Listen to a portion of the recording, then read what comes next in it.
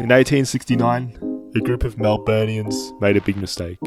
They decided to form a football club based in North Melbourne.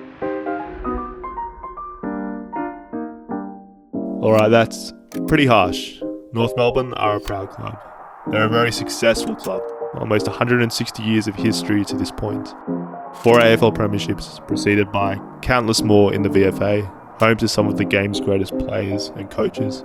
But when a national league has proven itself over a period of many decades, aggressive in its intent to shed its weakest clubs, you have to ask the question, how did these guys end up as the prime target? Well, as it turns out, this has always been the club's reality, and I'm choosing to blame their geography. It all starts way back in 1877. Back then, things were a little different on the Victorian footballing landscape. For one, there was no North Melbourne. They instead were called the Hawthorn Football Club. Secondly, there was no AFL nor VFL. Instead, there was a Victorian Football Association which, having been founded that same year, came as the first real attempt to standardise the game's rules, centralise fixtures and establish a competition. The first organised football league in the country. North, or Hawthorn I should say, one of the association's founding members, competing as one of 5 senior metropolitan clubs, the others being Carlton, Melbourne, St Kilda and Albert Park, and 3 senior provincial clubs, Geelong, Barwon and Ballarat. Over the following 2 decades, the association expanded. The game grew in popularity, many more clubs were admitted, but behind the scenes, discord was growing and it was almost entirely directed from the league's most powerful clubs to its less powerful cousins. But why? Well, in 1896, the association had a wild idea. A novel concept which proved incredibly unpopular with the Essendons and Collingwoods of the time. Equalisation. You see, back in the 1890s, the clubs were entirely self-funded. They made their money through gate receipts, memberships, and most importantly through the donations of their wealthiest supporters. Naturally, clubs with access to the middle and upper classes of society, the classes who had the leisure to attend matches, buy memberships, and who harboured the most elite families of Melbourne, were at a massive advantage. Financial strength reinforced itself. Stronger bases meant well-maintained, attractive home grounds, which in turn encouraged more support, which in turn attracted prestige and power. It also meant the ability to attract the game's best players. Not just because they all wanted to play on the cleanest decks in front of the largest crowds Melbourne had to offer, but much more importantly, because player movements in this supposedly amateur era were still very much fueled by under-the-table payments. Ultimately, these factors in tandem created an early aristocracy of clubs that dominated the competition, winning the bulk of the premierships. Hawthorn, who by 1896 I should mention had changed their name to North Melbourne, were, you guessed it, not part of the aristocracy. They were a competitive club, yes, plucky, ambitious, but they never managed to secure a financial base that could compete with the big dogs. And the reason for this? Well, here's some context. In the 1850s, a gold rush hit Victoria, causing the state's capital Melbourne to grow rapidly in size and population. Now, of course, when a city's population swells, so does its industry. North Melbourne was a natural fit to be the city's main industrial base. It ticked all the boxes, close to the city centre, handy to the port, rail lines running through it, and sitting on some nice, flat real estate. No excavation or levelling needed for large factories, warehouses and abattoirs to be built. The suburb of North Melbourne was packed to the gill with workers, men and their families who'd made the move to take up employment in these tough workplaces. They formed a small, passionate supporter base, but lacked the finances to propel their club into the aristocracy. The club remained unattractive to a broader membership base too because their local ground, Arden Street Oval, was poorly maintained. It was a destitute facility, described as a glue pot during the wettest months of winter, thanks to poor drainage. The result was, unsurprisingly, a series of ugly spectacles. And so when T.S. Marshall, Secretary of the VFA, proposed a motion that would see each club send their gate receipts to the association, to which £5 per week would be redistributed to each club and the rest kept in an association-controlled fund, North, alongside Footscray, Richmond, Port Melbourne and Williamstown, were amongst his most vocal supporters.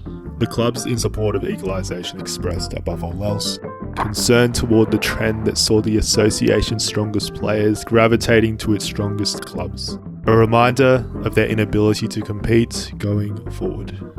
Now, at the time of his speech, this article in The Age, dated to May 1896, notes that Marshall received applause for his findings, and a congratulations from the association chairman for the excellence of his paper.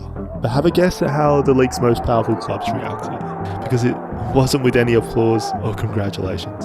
Rather, it proved the final tipping point for a group of clubs that had grown fatigued by what they perceived to be a governing body imposing themselves on their successors. And so, the big boys resolved to take their ball away and form their own league. The name of this new enterprise? The Victorian Football League. And North Melbourne were not invited. But it's interesting because the 6 original breakaways, Collingwood, Essendon, Melbourne, Geelong, Fitzroy and South Melbourne, invited St Kilda and Carlton to be part of their league. And whilst Carlton had proven themselves strong and secure, having already won a couple of premierships, the Saints were a small fry, a regular bottom feeder in the VFA. But the Saints had one big advantage that North didn't. They had geography. More specifically, they had Junction Oval, one of Melbourne's most state-of-the-art grounds, with one of the cleanest decks, well connected to public transport, and in close proximity to Melbourne's southern elite. It was important to the VFL that they could ensure the best possible showcase of football. It was a little redundant, they thought, having the league's best players plying their trade on mud-caked grounds deep in the slums of Melbourne. There was no spectacle to be had there. North had another great disadvantage compared to St Kilda. They were perceived as hooligans, working-class hooligans. It didn't help their case when, in 1896, a clash against Collingwood at Arden Street descended into violence. North supporters invaded the ground, assaulting the umpires and knocking future Collingwood captain Bill Proudfoot clean out. This sluggish image came in direct odds to the kindly spectacle that the new VFL were hoping to foster. And so North, with little to no clout in its leadership who could spar with delegates from other clubs, had no choice but to accept defeat and remain in the VFA. As the years passed and the VFL came to dominate the Victorian footballing scene, North Melbourne found themselves increasingly desperate to join in the party. In 1907, the club amalgamated with the smaller West Melbourne in an attempt to gain admittance to a VFL keen on expansion. Kinda predictably, as is the common thread line here, they were shafted. Richmond and University were admitted at the amalgam's expense. And so North were forced to return once again to the association, face beat red and tail tucked firmly between their legs. They were swiftly expelled from the competition as punishment for their disloyalty. The expulsion didn't last long. The club under new leadership quickly reformed, and after readmittance to the VFA in 1908, went on to win 4 further premierships in 1910, 14, 15 and 18, cementing themselves as a true powerhouse in this second-tier competition. But the club's ambition to join the VFL only strengthened. In 1921, the club were offered an opportunity. The Bombers, who had just lost their home ground at East Melbourne, were hunting for a new home, preferably closer to Essendon itself. Arden Street, which had by this time developed into a respectable home ground, was identified as a decent fit. North accepted the Bombers with open arms. On their own, the Shinboners remained a leper to the VFL, but a merger with Essendon was perceived as their best shot for some sort of representation at the top level. The club notified its players of its intention to amalgamate, resigning from the VFA and having its players, legends, the likes of Sid Barker and Charlie Hardy, join the Dons as a means of facilitating the merger. But once again, North's location proved a pitfall. The Shinboners were, by this point, a VFA legacy club, the competition's remaining vestige in an inner city dominated by the VFL. The move was immediately met with protest by the association. They were not going to let their last inner city ground fall into their rival's lap. In August that same year, the merger was foiled. The VFA successfully lodged an appeal to prevent Essendon taking up residence at Arden Street. As usual, North were left with the rough end. The club reformed, and they retained use of Arden Street, yes, but they found themselves now severely weakened, without their best players, who remained with the Bombers. Realistically though, unless North supporters wanted to see their club running around in red and black for the decades to come, it was probably best that the merger wasn't a success. The move ultimately was one made out of desperation and some level of delusion. And they can't be blamed, I guess. It finally looked as though they'd be competing in the top flight in some sort of capacity. They celebrated this by openly boasting during the merger process that they'd soon be absorbing Essendon in name, colour and identity, which, in retrospect, comes across as very fanciful thinking. But the Dons had their own reasons to nominate Artistry as their ground replacement. Yes, the ground was well developed by this point, fenced off, which meant a guarantee of profits at the gate. But here's another reason. Essendon considered North Melbourne to be part of its territory. And this comes as another sticking point to why North's geography worked against them. The VFL in those early days were very strategic, very deliberate in how they approached expansion. Weaker clubs like St Kilda were included on as, you'll recall, their attractive home ground, yes, but also because they occupied an empty space on the Victorian footballing scene, the southeastern corridor of Melbourne. In comparison, North Melbourne, thanks to their station in a section of the metropolitan area already run by Essendon and Carlton, were considered a redundancy, little more than pests who weren't going to attract a broader base of members and only served to occupy claimed territory. In 1922, North gained readmittance into the VFA. The association were in no state to banish their most important club. But it was all for naught because 3 years later, it finally happened. The Shinboners won entry into the VFL. But even this came with a fight. Essendon didn't appreciate the fact that they were losing one of their prime recruitment zones. North, once again, almost failed in their bid for acceptance, but at the last minute, thanks to, as legend would have it, committeeman Johnny Mear, who, having formed a close friendship with Geelong's VFL delegate over the years, asked his mate to sway some of the remaining voters in the direction of North. Ultimately, it was a success, but only under the condition that Essendon would retain Flemington and Kensington as recruitment zones. It's not too difficult to see, given the Dons' post-meeting press release, that this was a compromise made with great reluctance. And so the Shinboners finally made it, and there they were, finally competing in the most elite tier of Australian football. By this time, of course, the established VFL powerhouses had enjoyed a 30-year head start, so North didn't actually manage to taste premiership success until 50 years later in the 1970s. When they did break the drought though, in 75 and 77, it was a monumental achievement. The club went from strength to strength. 2 decades later, they built the best team of the 90s, playing finals just about every season, picking up 2 more flags in 96 and 99, and fielding some of the game's greatest ever players. Off-field though, things were different. Barely a decade following their 90s successes, the club found themselves within a hair's width of relocation. You see, when the VFL turned national in the 80s, the league's power brokers grew determined to seek a stronger balance between interstate and Victorian representation. It seems that the most straightforward resolution was to relocate the smallest Victorian clubs to the most financially enticing, salivating interstate prospects. South Melbourne and Fitzroy were first in the firing line. The former was moved to Sydney and the latter merged with Brisbane. Not content with this hatchet job and with no volunteers eager to agree to what was basically suicide, the big league plucked out a new target, North Melbourne. But why North? They were a struggling club, yes, but so were St Kilda, so were the Bulldogs. Even Melbourne and Hawthorn, who almost merged together out of sheer necessity, escaped.